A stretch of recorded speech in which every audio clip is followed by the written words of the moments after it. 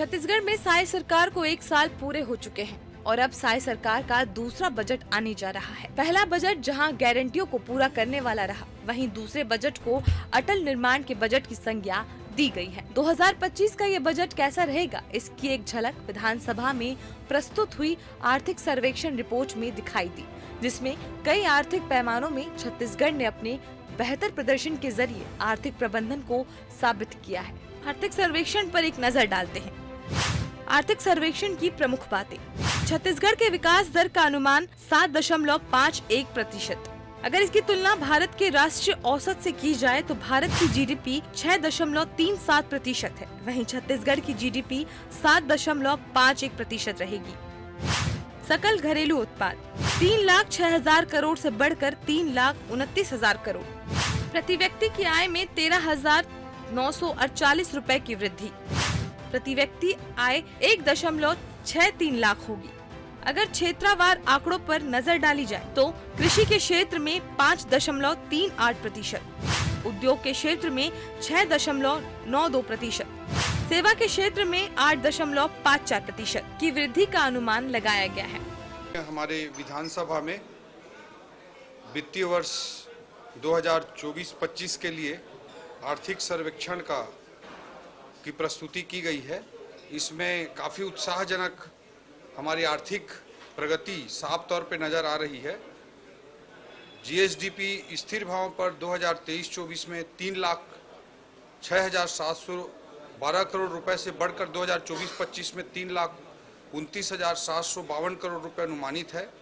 यह विकास दर 7.51% का आकलित किया गया है। अब इस बजट के आधार पर छत्तीसगढ़ अपने इस बार के बजट को अटल निर्माण का बजट करार दे रहा है। कहा जा रहा है कि इस बजट में निर्माण की ऐसी ठोस आधारशिला रखी जाएगी जिससे आने वाले 3 से 4 सालों में प्रदेश विकास के ऐसे स्तर को प्राप्त करेगा जो कि अटल निर्माण के रूप में हमेशा याद किया जाएगा। देखिए, ये छत्तीसगढ़ का रजत जयंती वर्ष है। विकसित छत्तीसगढ़ विजन 2047 को अचीव करने वाला ये बजट होगा और ये तो हमारा मूल मंत्र ही है, सबका साथ सबका विकास। हर वर्ग के कल्याण के लिए छत्तीसगढ़ के विकास पर केंद्रित ये बजट होगा और निश्चित रूप से रजत जयंती वर्ष में और इस वर्ष को हमने अटल निर्माण वर्ष घोषित किया है। इन्हीं सब चीजों पर फोकस करते हुए हमारा बजट। इधर जहां बीजेपी इस बजट को लेकर काफी उम्मीद से है, इसलिए बीजेपी जहां इस बजट को आर्थिक प्रबंधन के पैमाने में श्रेष्ठ बताने में जुटी हुई है, वहीं कांग्रेस को इस बजट से हमेशा की तरह कोई उम्मीद नहीं लग रही है। पूरे देश की बात करें, रुपये इतनी कमजोर हो चुकी है। यही प्रधानमंत्री मोदी जी आज हैं वर्तमान में, जब उस समय प्रधानमंत्री नहीं थे, जब 60-65 रुपये रुपया था तो रुपया की कीमत थी तो ये गले फाल फाल कर चिल्लाते थे, लेकिन आज 85 रुपये से 86 रुपये पहुंच गई है। कमज़ोर हो गई रुपया। इसका जवाबदार कौन है? देश की आर्थिक नीति पूरी तरह से चरमरा गई, ख़त्म हो गई और भारतीय जनता पार्टी इसको बिल्कुल भी मुद्दों से डाइवर्ट करना चाह रही है, जबकि आर्थिक नीति पूरी तरह से ख़त्म हो चुकी है, रुपया कमज़ोर हो चुका है। इस पे देश की जनता को ध्यान भटकाने का काम भारतीय जनता पार्टी कर रही है और इसके लिए भारतीय जनता पार्टी और मोदी सरकार जिम्मेदार है। फिलहाल बजट 3 तारीख सोमवार को प्रस्तुत करने की सारी तैयारियां हो चुकी हैं। सरकार ने आर्थिक सर्वेक्षण प्रस्तुत कर बजट का एक खाका भी लोगों के सामने प्रस्तुत कर छत्तीसगढ़ के अलग अलग वर्गों के लिए काफी कुछ होने की उम्मीद है। इसमें गारंटियों को पूरा करने के साथ साथ नए विकास की आधारशिला रखने वाले कई काम बजट को अटल विकास का बजट बनाने वाले हो सकते हैं। इसलिए इस बजट का सबको बेसब्री से इंतजार है। Bureau report, TV24।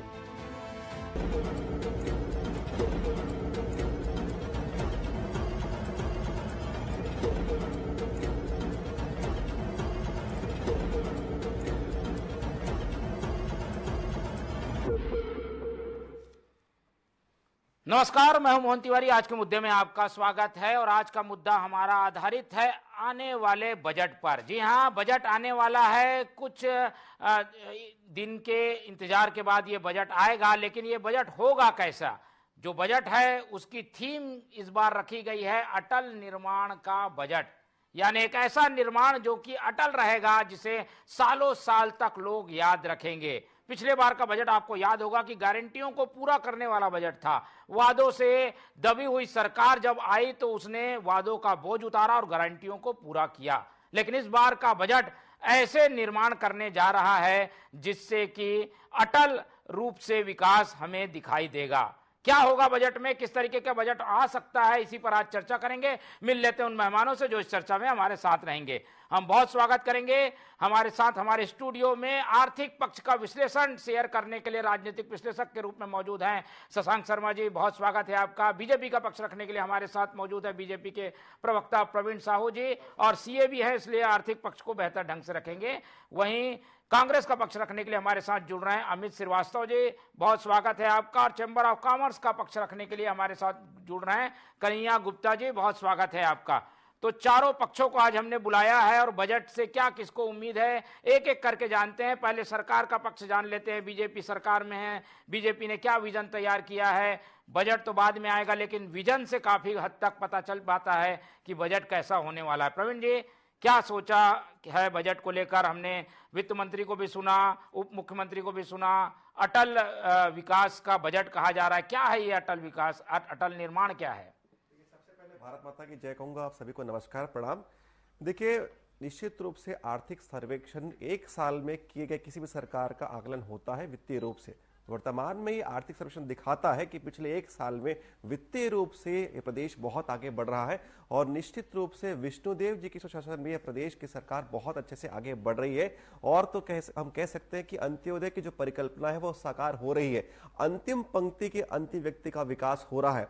जहां पर राष्ट्रीय औसत विकास का लगभग 6.5% है, हमारा राज्य जो है लगभग 1% अतिरिक्त यानी 7.5% की ग्रोथ से आगे बढ़ रहा है। तो निश्चित रूप से यह दिखाता है कि विकास के राह पर अग्रसर है। और देखिए, डीबीटी के माध्यम से जो जनता के खाते में पैसा पहुंचा है, निश्चित रूप से इससे निश्चित रूप से जनता जान रही है कि उनके खाते में जो पैसा पहुंचा वो निश्चित रूप से वापस मार्केट में आया, जिससे कहीं ना कहीं अर्थव्यवस्था आगे बढ़ी। लगभग मुझे एक सर्वे पढ़ रहा था जिसमें 81,000 करोड़ से अधिक की राशि टोटल अगर मैं कहूं तो ये डीबीटी के माध्यम से हितग्राही के खाते में पहुंचा है। तो निश्चित रूप से अर्थव्यवस्था बहुत बूम करी है। और अगर बात करूं तो देखिए, प्रति व्यक्ति आय की अगर बात करें तो पिछले साल ये लगभग जो है ये 1,48,000 रुपए था, जिसमें एक साल में वृद्धि होकर ये लगभग 1,63,000 रुपए प्रति व्यक्ति हो रहा है। तो लगभग 15,000 की वृद्धि होना केवल एक साल में निश्चित रूप से अभूतपूर्व है। इस प्रदेश आंकड़ों की बात तो हम बाकी विशेषज्ञों से समझ लेंगे। सामान्य भाषा में आम व्यक्ति हमें जो देख रहा है उसे क्या कहना चाहेंगे? बजट में क्या मिलने वाला है उसे, वो क्या सोचे बजट को लेकर? सरल भाषा में कहूं तो प्रत्येक व्यक्ति को विकास मिल रहा है, क्योंकि ये भाजपा की सरकार है। सबका साथ और सबका विकास की जो परिकल्पना है वो साकार हो रही है। सरल शब्दों में कह रहा हूं, इस प्रदेश और देश का विकास हो रहा है। और तो और ये बहुत ही हर्ष का विषय है कि जिस गति से देश आगे बढ़ रहा है उससे अधिक गति से प्रदेश आगे बढ़ रहा है। ये बहुत ही हर्ष का विषय है। चलिए, बीजेपी ने तो सोच रखा है कि विकास को आम व्यक्ति तक, अंतिम व्यक्ति तक पहुंचाया जाए, और ये उनकी रीति नीति भी है। परिलक्षित बजट में कितनी होगी ये बजट आने के बाद पता चलेगा। चलते हैं, कांग्रेस की भी प्रतिक्रिया ले लेते हैं। और कांग्रेस जैसा कि आलोचनात्मक रवैया रखती है, इस बार क्या सोच रही है बजट को लेकर?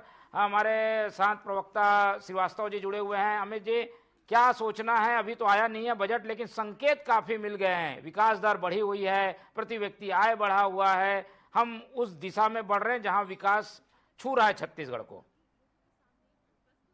किसी भी बजट का मतलब ही होता है कि किसी भी प्रशासन का एक निश्चित वित्तीय अवधि के लिए जो विवरण तैयार किया जाता है, उसके दौरान क्या आय और व्यय होता है, उसे ही कैसे सही ढंग से उसको करना है, उसको ही बजट कहा जाता है। लेकिन अगर आप देखेंगे कि छत्तीसगढ़ में जिस प्रकार से डाटे की, आंकड़े की बाजूगिरी की जा रही है, मैं आपके माध्यम से एक ही चीज कहना चाहता हूं कि पिछले बार जब इन्होंने बजट लाया था तो उसे ज्ञान नाम दिया था। ज्ञान में गरीब, युवा, अन्नदाता और नारी। और लगातार जिस प्रकार से अभी हमने देखा है कि बजट, आपने कहा कि हम तो निंदा ही करेंगे, तो मैं आपको बता दूं कि ऐसा अभी बजट आया नहीं है। मुझे ऐसा लगता है कि हमको थोड़ा पॉजिटिव वे में बात करना चाहिए। और आपके लोकप्रिय चैनल के माध्यम से हम सरकार से ये मांग भी करते हैं, 2-3 पॉइंट में रखना चाहता हूं कि जिस प्रकार से स्वास्थ्य पे काम होना चाहिए, स्वास्थ्य सुविधा इस प्रदेश में बढ़ानी चाहिए, एम्बुलेंस लेना चाहिए, निश्चित तौर पे हॉस्पिटल और क्लिनिक गांव-गांव में खोलना चाहिए। और लगातार जिस प्रकार से घटनाएं होती हैं कि लोगों की डेड बॉडी के लिए उठाने के लिए लोग चारपाई का इस्तेमाल कर रहे हैं, तो कम से कम मुझे ऐसा लगता है कि सारी सुविधाओं पे ज्यादा फोकस करना चाहिए। और मैंने जैसा कहा कि नई क्लिनिक खोलना चाहिए दूर दराज के गांव में, और लगातार कुछ मशीनें जो स्टाफ की भर्ती करना चाहिए। और दूसरा मेरा निवेदन ये है कि स्कूल पे फोकस करना चाहिए, स्कूल को रीओपन करना चाहिए और इंफ्रास्ट्रक्चर पे स्कूल पे काम करना चाहिए, क्योंकि मेरा ये मानना है कि किसी भी स्टेट के डेवलपमेंट के लिए उसका स्वास्थ्य और शिक्षा पे सरकार को ज्यादा फोकस करना चाहिए।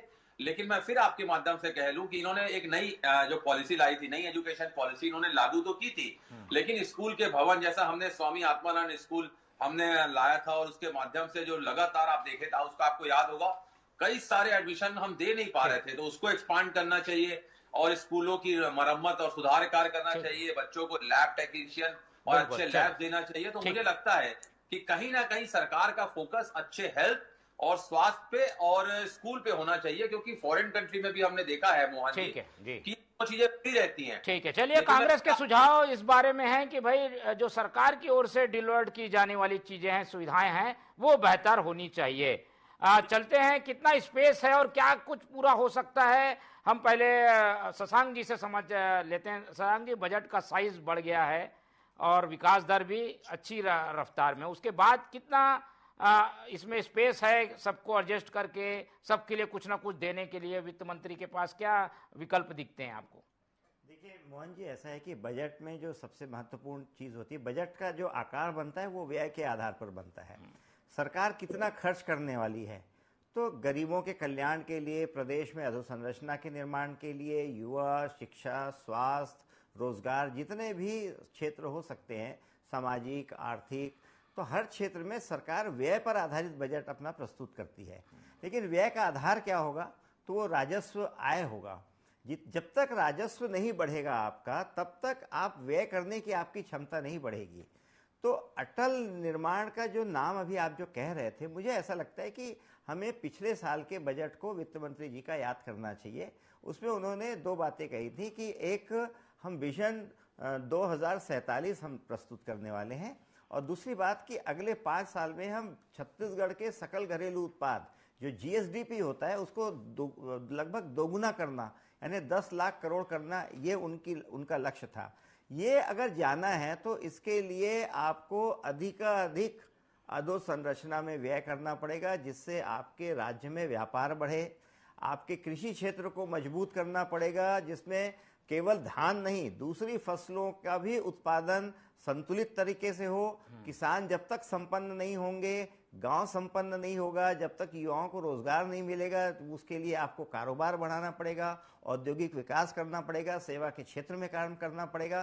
तो ये जो जीडीपी बढ़ाने की जब हम बात करते हैं, तो आर्थिक क्षेत्र में किस तरह से उसको आगे लेके जाना है, जिससे लोगों के हाथों में पैसा आए, और जब पैसा आएगा तो गरीबी दूर होगी, जिसकी हम ज्ञान की बात अभी अमित जी कर रहे थे। तो ज्ञान में गरीबी दूर करने के लिए लोगों के हाथों में पैसा, तो रोजगार चाहिए, उसके लिए किसानों के लिए आपको पैसे चाहिए। तो मेरा जो ऐसा लग रहा है कि सरकार के पास जो स्कोप है, वो अगर 2047 को हम फोकस करके चल रहे हैं, विकसित छत्तीसगढ़ को, और जीडीपी को बढ़ाने की बात कर रहे हैं, तो कैपिटल एक्सपेंडिचर जो होता है, पूंजीगत व्यय जो होता है सरकार का, वो मुझे लग रहा है कि बहुत तेजी से बढ़ेगा। अधोसंरचना के निर्माण पे, औद्योगिक केंद्रों के निर्माण पे, आजीविका, सेल्फ जो एम्प्लॉयमेंट होता है, उस तरह से युवाओं के लिए कुछ बड़ा मुझे लगता है आने की संभावना इस बजट में दिख रही है। ठीक है, तो काफी संभावनाओं से भरा रह सकता है बजट, लेकिन व्यापारी वर्ग क्या चाहता है, उसकी क्या उम्मीदें हैं, जान लेते हैं। कन्हैया गुप्ता जी भी हमारे साथ मौजूद हैं। Kanhaiya ji, chamber of commerce की ओर से भी कई प्रस्ताव दिए गए थे कि बजट में इन्हें शामिल किया जाए। अब क्या उम्मीद है, बजट में जो आर्थिक सर्वेक्षण रिपोर्ट आई है उसके बाद क्या उम्मीदें बन रही हैं, किस तरीके के संकेत हैं, और आप लोग क्या चाहते हैं बजट में? नमस्कार मोहन जी। जी टीवी 24 को भी मैं बहुत बहुत धन्यवाद देना चाहूंगा कि आपने इस बजट पे चेंबर ऑफ कॉमर्स को मौका दिया बात रखने की। अभी हमको, जैसे मैं व्यापार जगत से आता हूँ, तो हमने वित्त मंत्री जी को, ओपी चौधरी जी को भी हमने अपनी कुछ बातें रखी है, फरवरी में उनको हमने कुछ अपना सुझाव दिया है और ऐसा उम्मीद है कि हमें वो सुझाव हमारा पूरा होगा। जैसा कि क्या होता है कि जो व्यापार है, व्यापार के अंदर में जो पुराने बाजार है उनको जीर्णोद्धार करने का हमने सुझाव दिया है। प्लस जैसा रायपुर में, डूमर तराई में, बिलासपुर में व्यापार विहार के अंदर में जैसा बाजार बना है, उसी तरह हम चाहते हैं कि हर जिले में भी एक एक उस टाइप का बाजार बने। और रायपुर के अंदर में जो होलसेल कॉरिडोर का प्रस्तावित भूमि है, उसको हम चाहते हैं कि तीव्र गति से वो काम स्टार्ट हो, ताकि क्या इनसे क्या व्यापार डेवलप होगा। व्यापार डेवलप होगा तो 100% छत्तीसगढ़ की जीडीपी भी डेवलप करेगी। इसी टाइप के हमने कुछ सुझाव और दिए, जैसे जेम्स एंड गैलरी का जो प्रस्ताव है उसमें गति लाने के लिए हमने उनको दिया है। बाजार के अंदर में जो है स्मार्ट बाजार के एक व्यवस्था के लिए हमने उनको सुझाव दिया है। इस टाइप के हमें बहुत सारे व्यापार से संबंधित हमने सुझाव दिया है। उम्मीद है चौधरी जी से, वित्त मंत्री जी से, कि विचारों में भी, सुझावों में भी विचार किया जाएगा। यदि ये विचार हमारे अनुरूप आता है तो निसंदेह इसमें हमको छत्तीसगढ़ की हमारी जीडीपी काफी ग्रो करेगी। और इसमें हम ग्रो करने के लिए जो आज मोदी जी का जो 5 ट्रिलियन का जो स्कीम है, उसमें कुछ ना कुछ हम योगदान करेंगे, ऐसा हमें उम्मीद है। ठीक है, काफी उम्मीद से व्यापारी वर्ग भी है और उनका तो यही है कि भाई उनको थोड़ी टैक्स में छूट मिल जाए और व्यापार के लिए संसाधन, सुविधाएं विस्तारित की जाए, बड़े बड़े बाजार बनाए जाए, आवक जावक के लिए व्यवस्था, परिवहन सही हो। और इसीलिए जब व्यापार बढ़ेगा तो बजट का साइज अपने आप बढ़ेगा। प्रवीण जी की ओर चलते हैं। कांग्रेस के सुझाव, शशांक जी की बातें और व्यापारी वर्ग को सुनने के बाद आपको लगता है कुछ चीजें ऐसी हैं जिन्हें ध्यान रखकर काम करना होगा, वो सारी चीजें दिखेंगी क्या बजट में? प्रवीण जी। निश्चित रूप से सबसे पहले तो मैं आदरणीय मेरे बड़े भाई आदरणीय अमित जी को मैं धन्यवाद करता हूं कि देखिए आज वो भले विपक्ष में है लेकिन निंदा ना करके सकारात्मक पहलू पर ध्यान दे रहे हैं।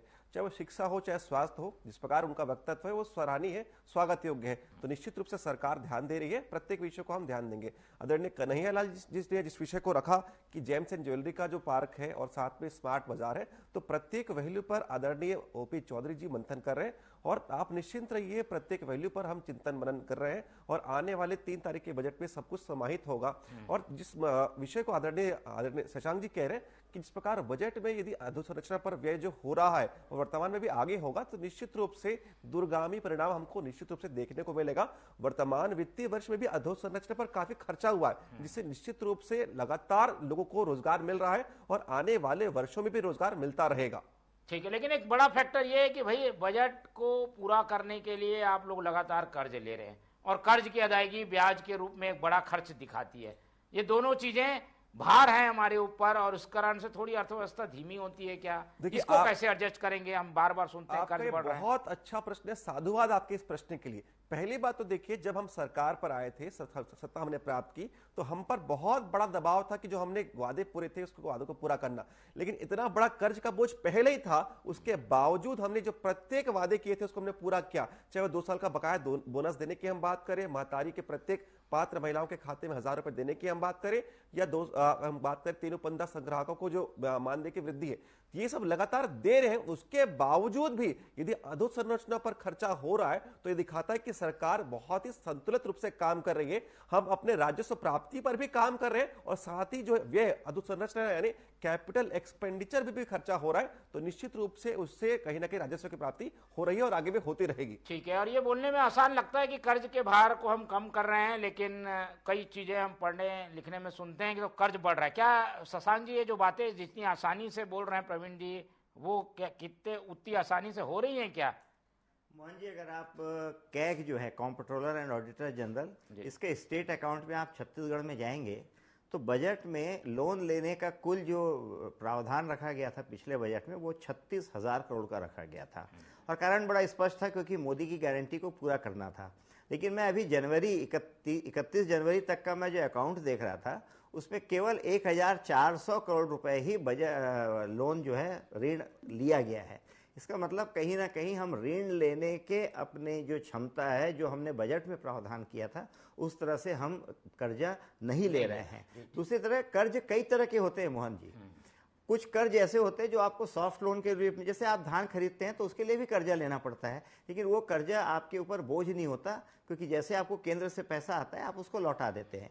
तो जो भार पड़ने वाले कर्ज हैं मुझे लगता है इस सरकार में जो वित्त मंत्री हैं उनकी सबसे बड़ी खूबी यह है कि उन्होंने कर्ज लेने का प्रावधान भले उन्होंने 36,000 करोड़ रुपए रखा था, लेकिन जनवरी तक उन्होंने केवल 1400 करोड़ रुपए खर्च लिए हैं। ये सरकार के लिए बहुत राहत वाली बात है। दूसरी बात जो आप जो कह रहे थे कि देखिए, कर्ज लेने में कोई बुराई नहीं है, बशर्ते कि उस कर्ज से आप प्रदेश के इकोनॉमिक साइकिल एक जो होता है उसको आप कैसे बढ़ा सकते हैं, क्योंकि राजस्व को बढ़ाने के लिए आपको राशि तो देनी पड़ेगी, और जब वो राशि के लिए अगर आपके पास संसाधन नहीं है तो कर्ज लेना बुरा नहीं है। सही कर्ज से अगर प्रदेश की सेवा की जाए तो प्रदेश के आर्थिक प्रगति और सामाजिक प्रगति दोनों में उसका उपयोग होता है। ठीक है, आऊंगा श्रीवास्तव जी के पास, लेकिन एक टिप्पणी गुप्ता जी की भी ले लेते हैं। गुप्ता जी, ओवरऑल बजट को लेकर तो अच्छी बातें कही भी जा रही हैं, क्या लग रहा है कुछ खास सेक्टर है आपने जैसा बताया उसके बावजूद उस पर ध्यान अगर दे दिया जाए तो एक बड़ा वर्ग जो है वो संतुष्ट हो जाएगा बजट से? वो क्या चीज है जो आप कहना चाहते हैं? देखो मोहन जी, बजट में ऐसा है कि यदि सरकार, भाई देखिए, जब तक व्यापारी खुश नहीं होगा तो बजट कितना भी ले आए, यदि व्यापार अच्छा नहीं होगा व्यापारी कैसे खुश होगा तो उसमें बजट इफेक्ट करता है। तो मेरा ये कि बजट एक ऐसा बनाया जाए जिसमें व्यापारियों को कुछ लाभ मिले, कुछ छूट मिले। यदि व्यापारियों को छूट मिलेगी, कुछ लाभ मिलेगा, तो उससे व्यापार जगह डेवलप करेगा। जैसे क्या होता है, जगह जगह में ट्रांसपोर्ट, जैसे मैंने अभी थोड़ी देर पहले भी कहा था कि जगह जगह ट्रांसपोर्ट की व्यवस्था की जाए, आवागमन को ठीक किया जाए, या फिर जैसे बहुत सारी चीजें हैं जो आज व्यापारियों को मार पड़ रही है, यूजर चार्ज की मार पड़ रही है, इस टाइप की चीजों का हमने बहुत सारा सुझाव दिया है। इस टाइम इस चीजों में थोड़ा सा ध्यान यदि देती है सरकार, जैसा देते भी आई है, और थोड़ा सा उसमें ध्यान दे दे, तो यदि व्यापार अच्छा होगा तो ऐसा मुझे उम्मीद है कि आगे हमारा मतलब टैक्स, सरकार को रेवेन्यू भी अच्छा मिलेगा। और इस बार की बजट से उम्मीद है, पी चौधरी जी से उम्मीद है कि वो इस बार का बजट जो है व्यापारिक हित पे वो देंगे बजट, ऐसा हमें उम्मीद है।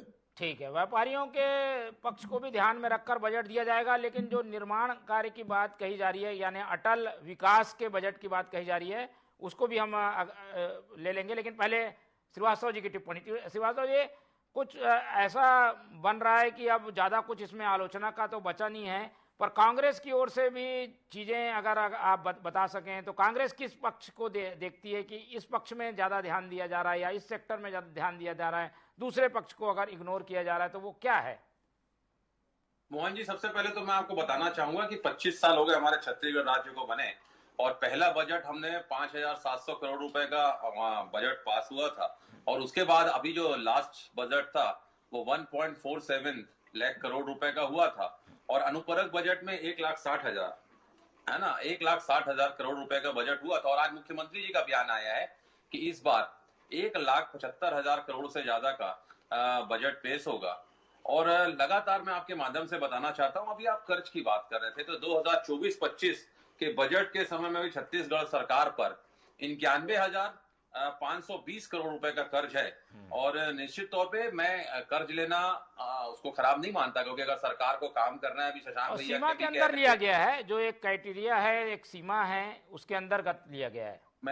मैं उसी में आ रहा हूं मोहन जी, कि मैंने कहा कर्ज लेना कोई बुरी बात नहीं है, और निश्चित तौर पे हमने भी लिया था, और ठीक कहा भैया ने कि किसानों की खरीदी के लिए भी कर्ज मिलता है। और लगातार मैं फिर आपके माध्यम से कहना चाहता हूं कि छत्तीसगढ़ की उन्नति और प्रगति के लिए हर सरकार काम करती है, लेकिन मैं फिर आपको कह दूं कि कुछ ऐसी चीजें हैं जो मैं आपके माध्यम से सरकार तक, प्रवीण भाई के माध्यम से पहुंचाना चाहता हूं, क्योंकि हमारा एक हमने जो योजनाएं लाई थी और उसके बाद हमारा एक फोकस था, तो ये था कि लोकल प्रोडक्शन और लोकल कंजम्पशन, अगर वहीं के स्थानीय व्यक्ति अगर प्रोडक्शन करते हैं और वहीं कंजम्पशन हो जाता है, तो इससे फ्रेश प्रोडक्ट भी उनको मिलता है। एसिड स्थानीय व्यापारियों को वहां पर लगता है कि अब इस क्षेत्र का डेवलपमेंट हो रहा है, और वो वहां पर एसिड लेते हैं, मतलब वहां पर समृद्धि और प्रगति आती है, पहला चीज। दूसरा चीज, हमने सेल्फ हेल्प ग्रुप के माध्यम से, जो महिला स्व सहायता समूह के माध्यम से हमने काम को स्टार्ट किया था। और एक बहुत अहम बात मैं आपके माध्यम से कहना चाहता हूं कि जैसा मैंने कहा ना, स्कूल और हॉस्पिटल पे फोकस सरकार को करना चाहिए, उसी प्रकार से बस्तर सरगुजा से लेके इंफ्रास्ट्रक्चर डेवलपमेंट पे ध्यान देना चाहिए। Chhattisgarh, we are very rich in minerals, और छत्तीसगढ़ में पर्यटन का बहुत स्कोप है।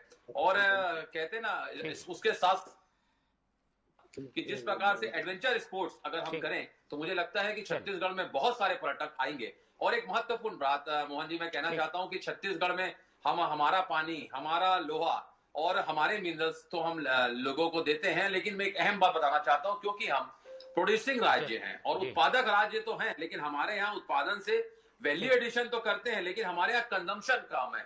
तो जब कंजम्पशन कम है तो हम उसको दूसरे स्टेट में भेजते हैं। अब जीएसटी आने के बाद जो 3 प्रकार का जीएसटी होता है, चाहे सेंट्रल जीएसटी हो जिसे सीजीएसटी कहते हैं और स्टेट जीएसटी जिसे एसजीएसटी कहते हैं, तो अब ये जब दूसरे स्टेट में चला जाता है तो हमको बेनिफिट नहीं होके आईजीएसटी जो इंटर स्टेट होता है उसको बेनिफिट होता है। ठीक है, तो हमारे मेरा राज्य यही को मानना है। नुकसान दूसरा, हो रहा है कई चीजों में, उसको ध्यान रखने की भी जरूरत है। ये भी काफी महत्वपूर्ण सुझाव है। प्रवीण जी, आखिरी राउंड में आप बता दीजिए, सारी शंकाओं को दूर कर दीजिए। देखिए आदरणीय अमित जी कह रहे थे कि लोकल प्रोडक्शन लोकल कंजप्शन, देखिए इसके साथ साथ हम तो देखिए ग्लोबलाइजेशन पर कहीं ना कहीं फोकस कर रहे हैं।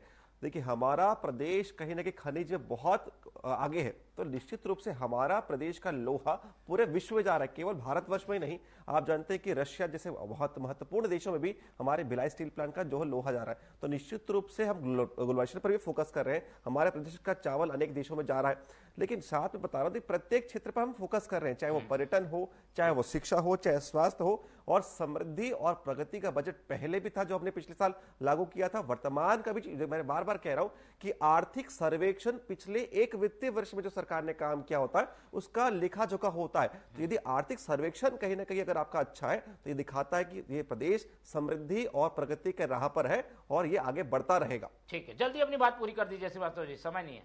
देखिए मोहन जी, अब जीएसटी होने के बाद 3 चीज से ही राजस्व आ सकता है। एक शराब से, पेट्रोल डीजल से। तो शराब के लिए तो ये ऑलरेडी ला चुके मनपसंद है और इनकी आय उससे हो रही है, लेकिन मैं आपको बताना चाहता हूं कि हमारे यहाँ डीजल पेट्रोल का जो है as compared to other state, अगर हम महाराष्ट्र जाते हैं तो हमारे फ्रेंड को छत्तीसगढ़ हो के अगर आंध्र प्रदेश जाना है तो वो डीजल यहाँ पेट्रोल नहीं डलाता है, वो महाराष्ट्र पे डलाता है, फिर आंध्र प्रदेश पे डलाता है। तो मुझे ऐसा लगता है अगर हम 2-3 रुपए कम करेंगे तो निश्चित तौर पे कैशबैक अगर हम देंगे तो उससे भी हमें बहुत आय प्राप्त होगी। मध्य प्रदेश में तो हमसे भी ज्यादा है। ठीक है, आखिरी में कुछ जोड़ना चाहेंगे शशांक जी? मुस्कुरा रहे हैं वो। मैं कह रहा हूँ कि जो अमित जी बात कर रहे हैं, प्रवीण जी बात कर रहे हैं, देखिए सारा खेल इसी का है कि हम उत्पादन को कैसे बढ़ाएं। उसके लिए आपको फंड जो है वो मार्केट में डालना पड़ता है अधोसंरचना के रूप में, दूसरे रूप में। जब तक लोगों का व्यय नहीं बढ़ेगा, व्यय बढ़ाने के लिए आमदनी बढ़ानी पड़ेगी। आमदनी बनाने के लिए आपको रोजगार के अवसर, उद्योग और कृषि के क्षेत्र में विकास, कुल जमा इन्हीं सारी चीज़ों को मिलाकर मुझे लगता है कि अधोसंरचना पर केंद्रित, पूंजी व्यय को बढ़ाने वाला और टेक्नोलॉजी पर केंद्रित बजट होने वाला है। बिल्कुल, चलिए हम इंतजार करेंगे कैसा होगा बजट। तो एक बार और फिर से चर्चा में बैठेंगे, लेकिन ऐसा लगता है कि संकेतों से अटल विकास का जो बजट है, जैसा नाम है वैसा ही बजट आने वाला है।